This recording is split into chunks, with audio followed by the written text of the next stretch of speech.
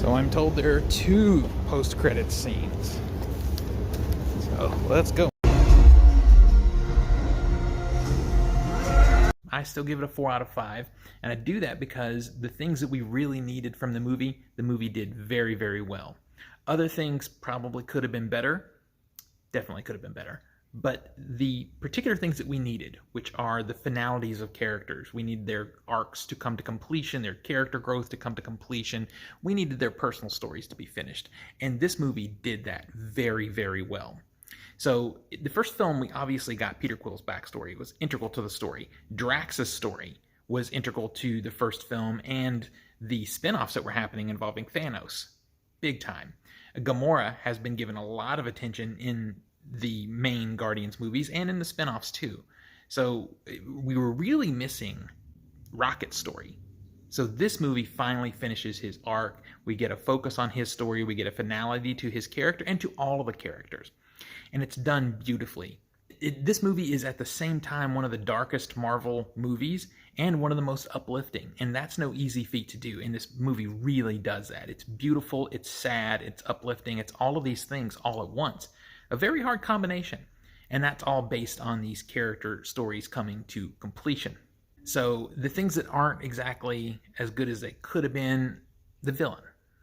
The villain seems to be pretty powerful, but by Act 3 doesn't come off as powerful as we are led to believe.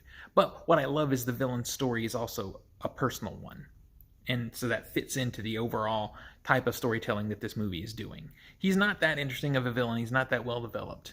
The soundtrack in this movie, which seems like it's a minor thing to complain about, but the soundtracks in the Guardians movies are supposed to be important. The first film really set the importance of the soundtrack to their storytelling.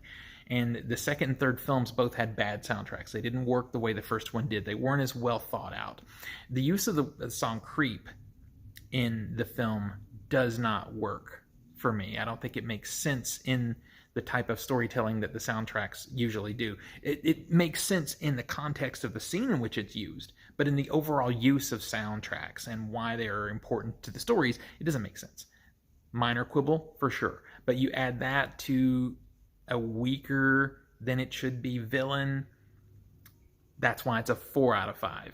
Other than that, though, I'm just going to say this movie ends beautifully, and I'm not going to spoil it, but I think you should see it, even if you haven't been too much into Marvel since Endgame, because I haven't been. The movies haven't been that good.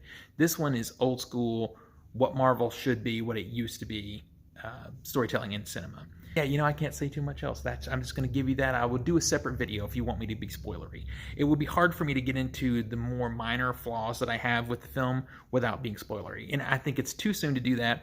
And you guys out there who are spoiling things on this social media platform, you should be ashamed of yourself. Anyway, it's 4 out of 5. It's beautiful. It's not as funny as the first one, but it really does do a great job of filling in these characters' story. You can tell in the process of writing this movie, that was James Gunn's focus. I think my initial description was that it's precious. See the movie. It's good.